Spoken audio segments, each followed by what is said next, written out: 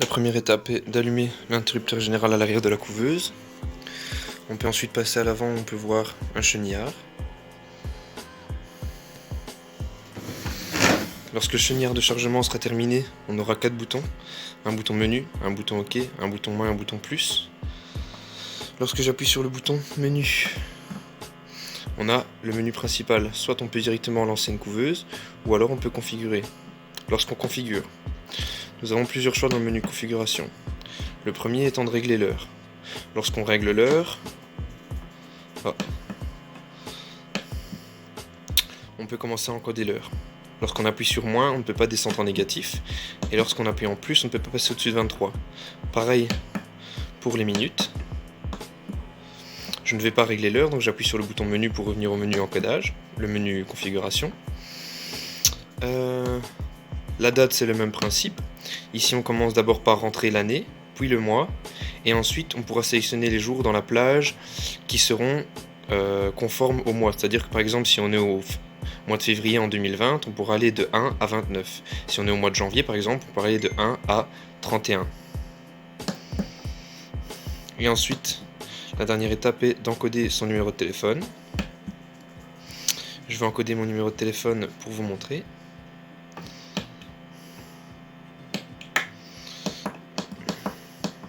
« 4 80 11 30 ». On peut voir un chenillard de chargement.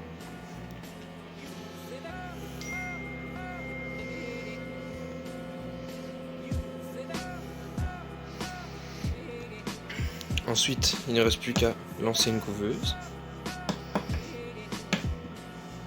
Je peux choisir entre poule, caille, canne, le paon, la dinde, l'oie, le canari et le cygne.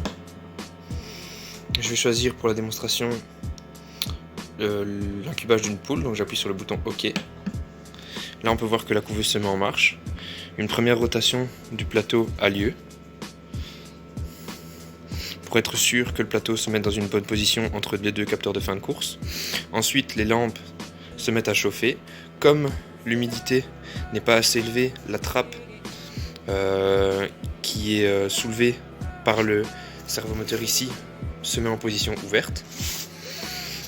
Alors, le plateau effectuera une rotation à 8h du matin et à 20h. La trappe du coup s'élèvera quand la température sera, quand l'humidité sera trop basse et se fermera quand l'humidité sera trop haute. Quoi d'autre? Les SMS seront envoyés 10 jours avant éclosion, 3 jours avant éclosion pour dire de retirer le plateau et de déposer les œufs dans le fond de la couveuse, et donc le jour de l'éclosion.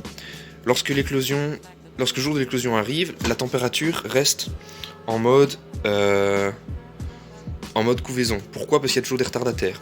Alors ici j'ai utilisé le bouton moins pour simuler le jour 0. Donc lorsque j'appuie sur le bouton moins, ça décrémente les jours. C'est juste pour cette vidéo, pour vous montrer que lorsque les jours descendent, il y a une barre de chargement qui s'affiche sur les LED.